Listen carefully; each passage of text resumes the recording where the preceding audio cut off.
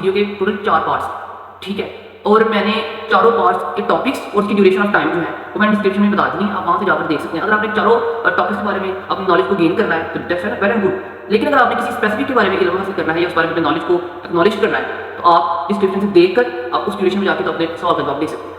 میری ساری ویڈیو جو ہوگی نا وہ یقیناً قرآن پاک کی آیات کے ترجمے کی بنیاد پر ہوگی، میں خود سے نہ کوئی بات ایکسپلین کروں گا اور نہ ضرورت ہے انشاءاللہ، ٹھیک ہے۔ تو چلتے ہیں اپنے ٹاپک کی طرف۔ السلام علیکم ٹو آل دا ویورز۔ جیسا کہ آپ جانتے ہیں آج کا ٹاپک ہے عورت کے مذہبی اور روحانی اقدار کی بنیاد پر اسلام کا نقطہ نظر کیا ہے۔ اسلام سے مراد قرآن کی میں بات کروں گا، جتنی بھی آپ سے باتیں کروں گا، جتنی بھی آپ کو باتیں بتاؤں گا وہ ساری قرآن کی آیات کی بنیاد پر ہوگی، ٹھیک ہے۔ چلتے ہیں اپنے پہلے ٹاپک کی طرف۔ جیسا کہ پہلا ٹاپک ہے جنت اور مرد عورت کی تفریق۔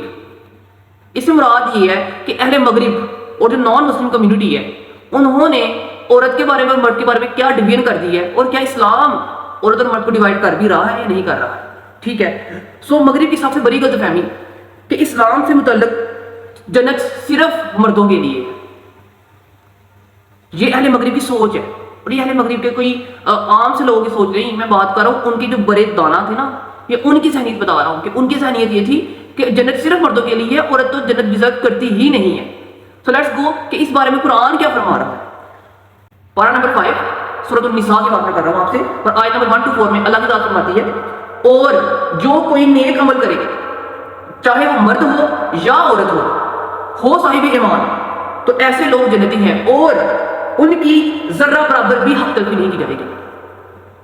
اللہ نے اس آیت میں یہ کلیئر کر دیا ہے کہ چاہے مرد ہے چاہے عورت ہے، اگر تو وہ ایمان کے تقاضے پورے کر رہا یا کر رہی ہے نا، تو اللہ کہہ رہا ہے مجھے اس سے سروکار نہیں ہے کہ وہ مرد ہے یا عورت ہے۔ جس نے میرے تقاضۂ ایمان مکمل کیا، جس نے میرے نظام کو نظام سمجھا، جس نے میرے اصول کو اصول مانا، جس نے میرے احکام کی پیروی کی، تابع داری کی، جس نے میرے بتائے ہوئے حدوں سے تجاوز نہ کیا، اللہ کہہ رہا ہے میری نظر میں وہ انتہائی عزت دار ہوگا اور ہے، ماشاءاللہ تعالیٰ۔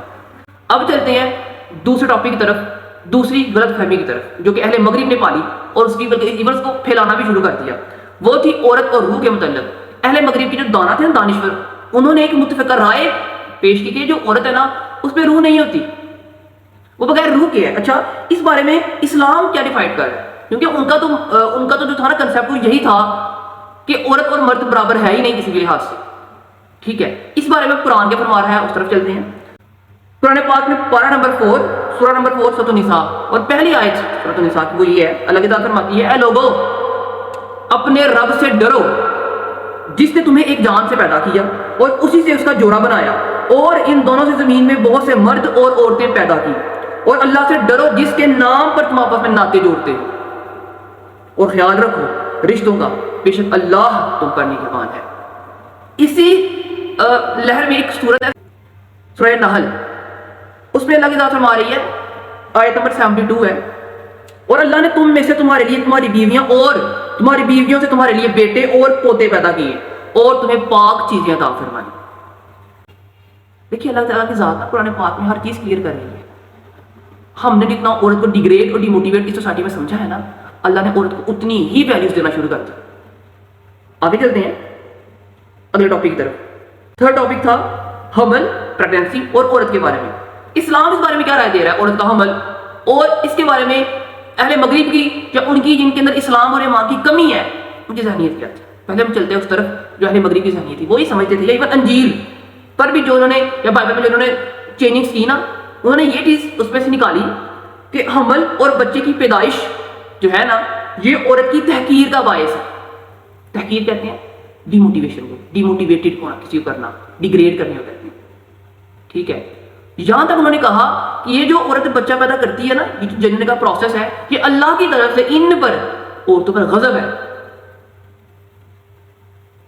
اس بارے میں قرآن کیا کہہ رہا ہے، قرآن دیکھ لیتے ساری بات ہے۔ دیکھیے قرآن سے زیادہ جامع کتاب کوئی نہیں، قرآن سے زیادہ مضبوط اصول کوئی نہیں، اور قرآن سے زیادہ عقل والی بات کہیں نہیں ہے۔ قرآن کی طرف چلتے ہیں۔ قرآن کہتا ہے، اللہ کی ذات فرماتی ہے سورہ لقمان میں آیت نمبر 14 کے اندر، اور ہم نے انسان کو اپنے والدین کے ساتھ نیک سلوک کرنے کی تاکید کی۔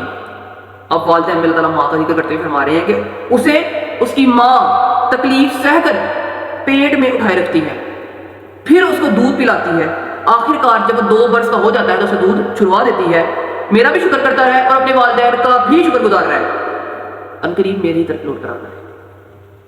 اللہ نے عورت کے حمل کا جو پروسیس ہے نا اس کو اس حد تک ویلیوبل کر دیا کہ اللہ تعالیٰ نے کہا کہ ماں کے پیروں تلے جنت ہے۔ اللہ کے رسول صلی اللہ علیہ وسلم نے ہمیں یہ سمجھایا کہ کیسے جنت ہے۔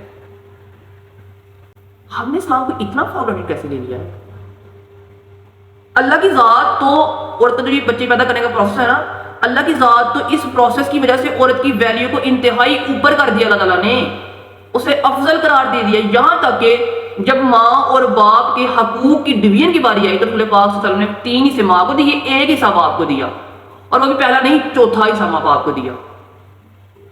ماں کی اتنی قدر اسلام نے بتائی ہے۔ This is what Islam is saying to us۔ اب آگے چلتے ہیں ہمارے لاسٹ ٹاپک کی طرف کہ عورتوں کے بارے میں جو اسلام کو سہولیات پرووائڈ کر رہا ہے، جو اس کو ایکسیپشن دی جا رہی ہے، وہ کس کنٹیکسٹ میں دی جا رہی ہے؟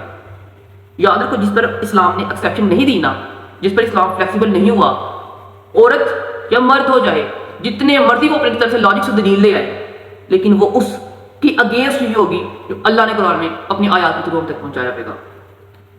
اب عورت کے لیے گنجائش یہ ہے کہ جب عورت اپنے حیض کے دنوں میں یا ماہانہ ایام میں ہوتی ہے یا حمل کے دور سے گزر رہی ہوتی ہے تو اس کے لیے قضا معاف ہے۔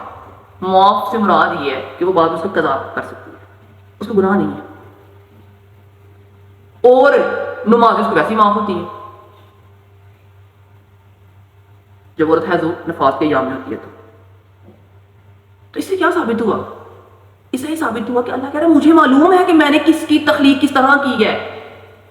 اللہ نے مردوں کو نماز کو نہیں معاف کی، بلکہ اس حد تک رسول پاک صلی اللہ علیہ وسلم نے نماز کی ویلیو بتائی کہ کہا جماعت کے ساتھ وقت مقررہ وقت پر ادا کرو۔ اور اس کے لیے کیا کہتی ہے کہ جب وہ ایام میں ہوں، حیض و نفاس میں ہوں، تو ان کے لیے نماز معاف ہے۔